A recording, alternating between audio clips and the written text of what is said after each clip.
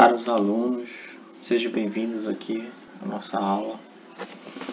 Aqui nessa aula a gente vai abordar o tema cinética enzimática, que você já sabe o que é uma enzima, já sabe como ela funciona. A gente vai ver agora entender a velocidade da reação, os fatores que influenciam a velocidade. Eu sou o professor Alan Grisolha, sejam bem-vindos. Bem, fatores que afetam a velocidade da reação. Bem, as enzimas, elas podem ser isoladas das células e ter suas propriedades estudadas em tubos de ensaio.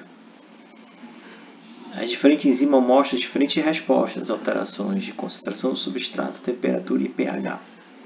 Uma vez que você está em laboratório, você pode pegar aquela enzima e testar a velocidade com que ela produz o produto diante da alteração dos três principais fatores, que é o que a gente vai abordar aqui. A concentração do substrato. Em linhas gerais, quanto mais substrato, maior a velocidade. O outro, a temperatura. A gente vai ver que tem uma temperatura ideal para as enzimas trabalharem. E o pH do meio. Vamos lá. Temperatura, o primeiro fator. A velocidade da reação aumenta com a temperatura, ou seja, quanto mais você aumentar a temperatura, mais rápida a enzima vai ficar. Até um pico ser atingido, ou seja, ter uma saturação. Esse aumento é devido ao aumento de número de moléculas com energia suficiente para atravessar a barreira energética e formar os produtos da reação. Aqui dá uma pequena explicação. Porque quando você aumenta a temperatura, você aumenta a velocidade da reação enzimática, né? Bem, aí tem o outro lado. Quando você diminui a temperatura, a velocidade também diminui. Por isso que você coloca ali os alimentos na geladeira, né? Para que as enzimas proteolíticas não degradem. Então você diminui a temperatura. Aí tem uma observação importante aqui, vou marcar aqui para vocês.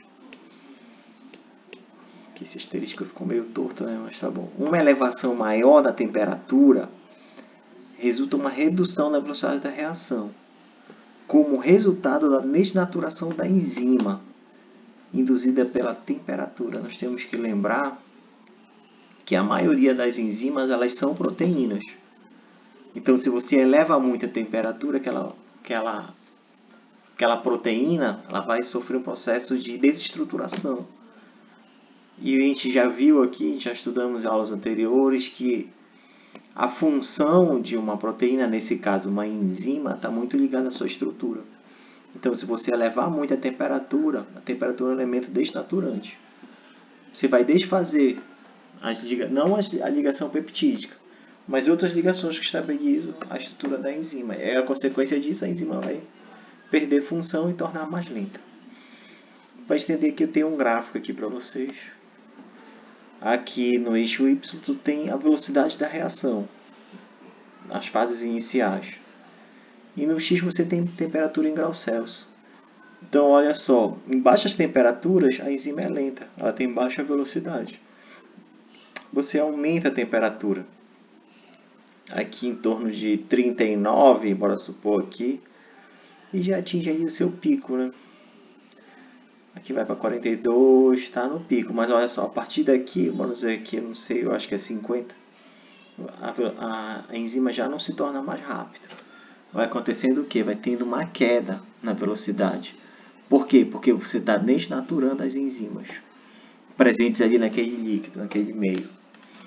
Tá ok? Então, aumentando a temperatura, você aumenta a velocidade, isso atinge um pico. A partir de um determinado ponto, você vai desnaturar. Aí isso leva a uma nova queda da velocidade da reação enzimática.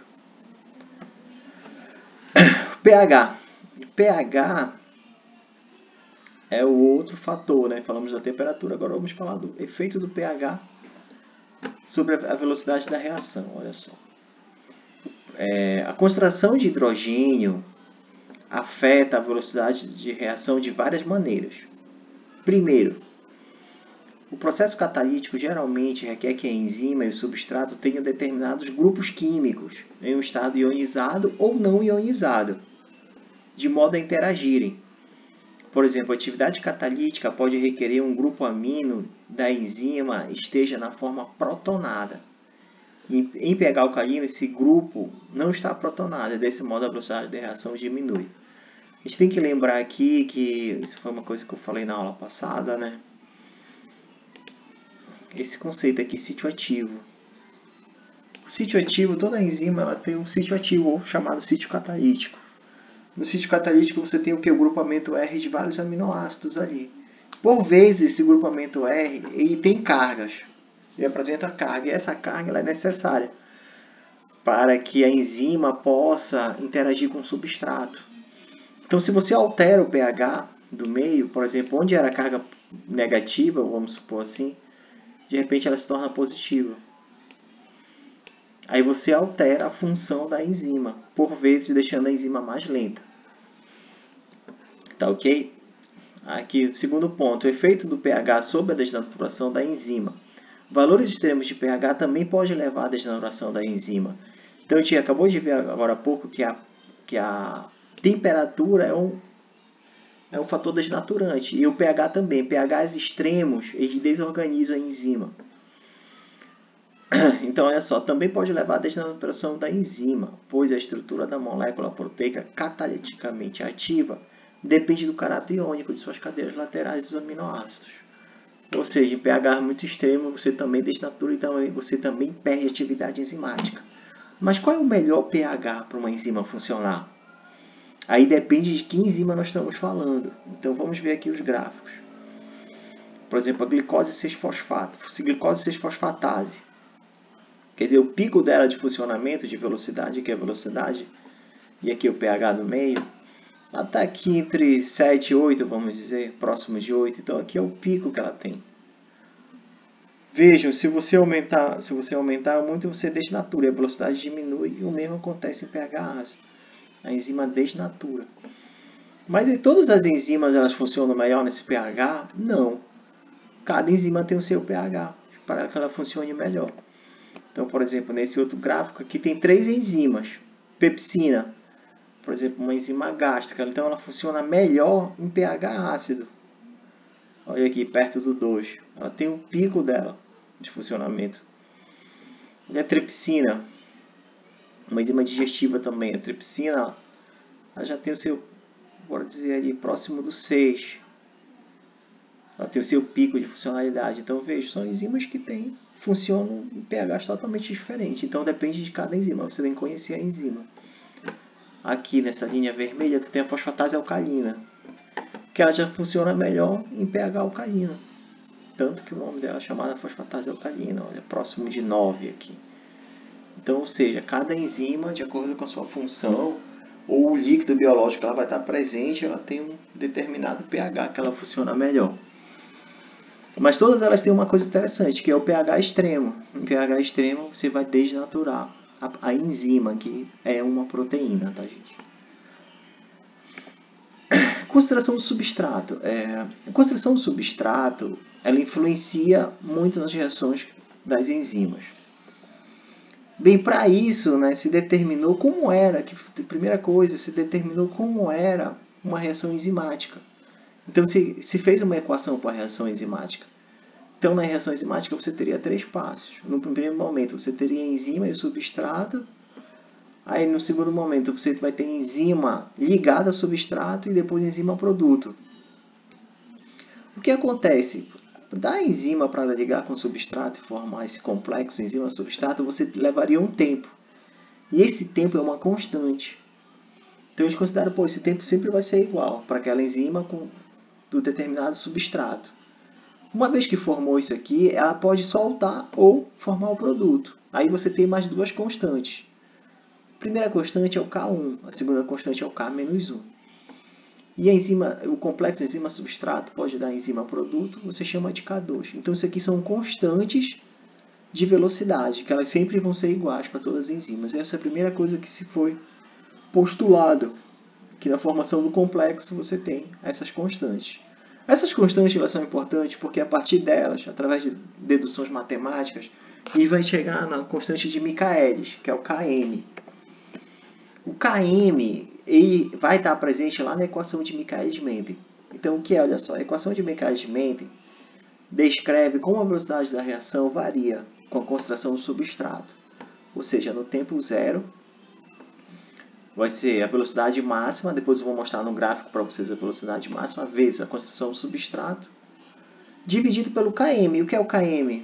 Está bem aqui embaixo. Olha, é o K-1 mais o K2 dividido pelo K1, que são aquelas constantes relacionadas à equação, à reação enzimática que eu mostrei anteriormente para você. Então, é uma dedução matemática. O que é importante a gente entender é que o Km é característico de uma enzima A para o seu substrato A, tá ok?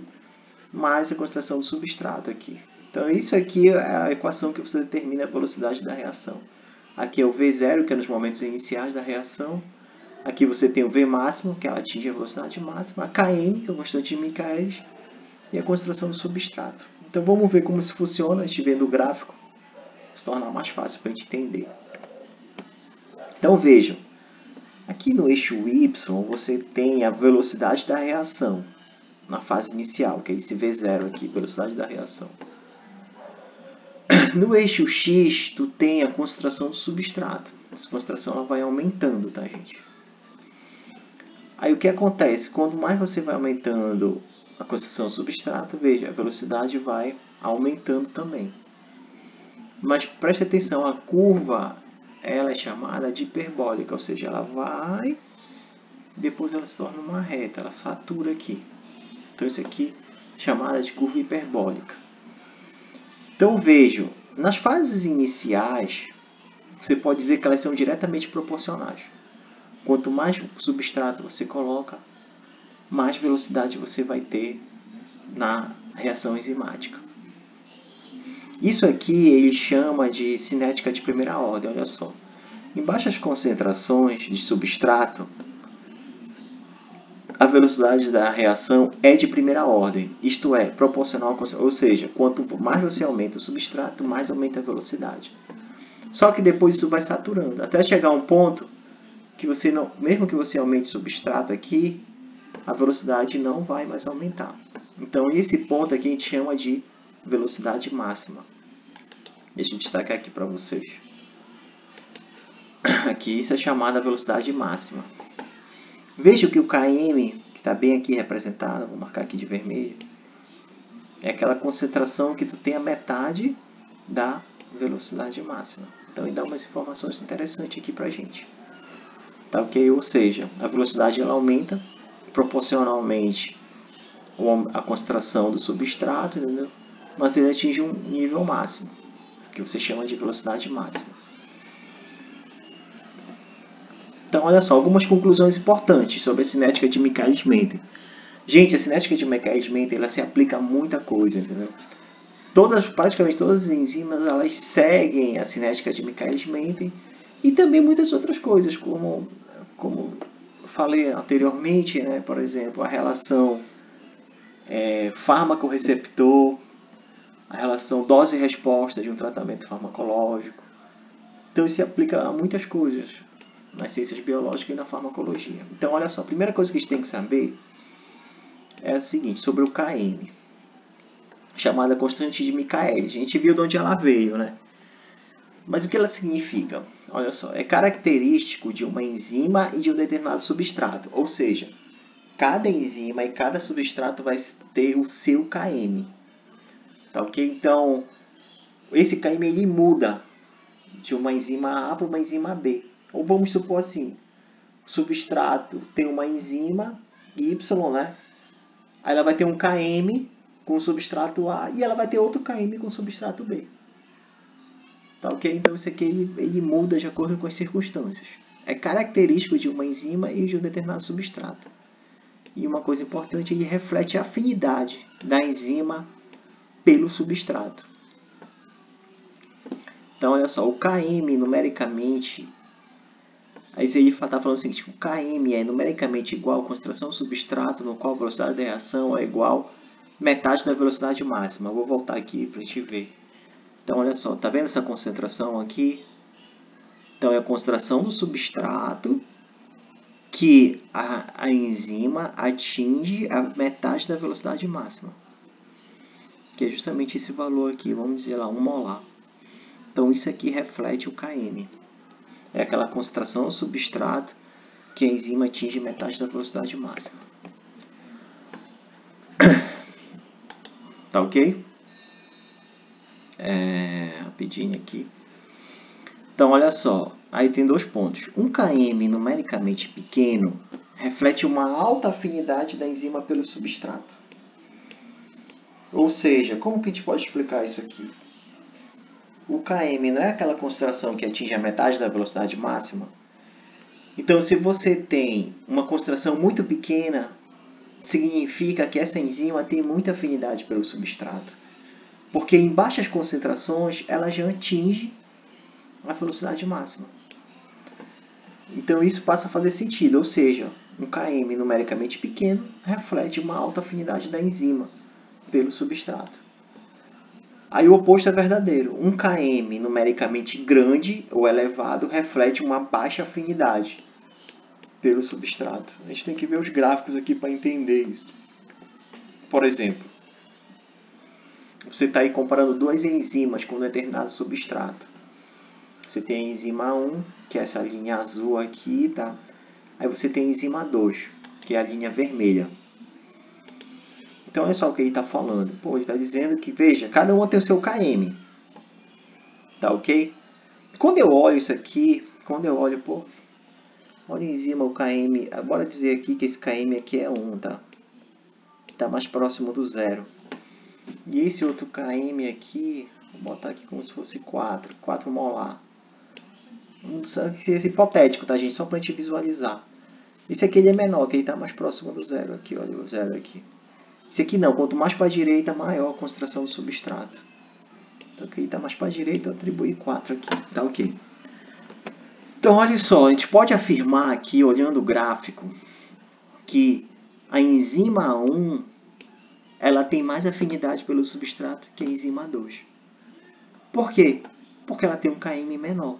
Ou seja, na concentração de 1 molar, ela já consegue atingir a metade da velocidade máxima. Enquanto que a enzima 2, que ela tem menos afinidade, ela não consegue atingir com 1 molar essa velocidade. Tem que ter 4 molar, aí ela atinge a metade da velocidade máxima. Ou seja, você olhando o gráfico, você vendo a curva, você identificando o km, aí você pode ter uma definição de quem tem mais afinidade ou quem tem menos afinidade. Tá ok, gente? Vamos seguir aqui. Aí tem uma outra maneira que você expressar isso matematicamente, que é o Line of Burke, que é o chamado gráfico do duplo recíproco, que é pura matemática isso aqui. Então, eles fizeram o quê? Uma inversão matemática da equação de Michaelis-Menten, que eu coloquei bem aqui. Ó. Veja, ele inverteu matematicamente, aí você passa de ter uma curva, você passa a ter uma reta. Aí tem 2 coisas que eu quero chamar a atenção aqui para vocês. Quando você vê essas retas, é você identificar onde é o km e onde é a velocidade máxima. Então, onde é o km? É o ponto onde a reta toca o eixo x, que é bem aqui. Esse aqui é o km. Lá era diferente, né? E a velocidade máxima? A velocidade máxima é o ponto em que a reta toca o eixo y. Aí aqui você identifica. E aí a mesma coisa. Onde eles tocarem aqui, você vai dizer se ela é mais rápida ou mais lenta. É praticamente uma outra maneira, matematicamente, graficamente, de expressar a mesma coisa que eu tinha falado anteriormente para vocês. Bem, a gente vai ficar por aqui. Peço que vocês dêem uma lida no capítulo do livro, dêem uma estudada. Faça um resuminho, que sempre é uma boa, e desenhe esses gráficos. Que aí a gente vendo, se vier uma questão, né, você vê no gráfico, você tem a resposta. Grande abraço, galera, bom estudo.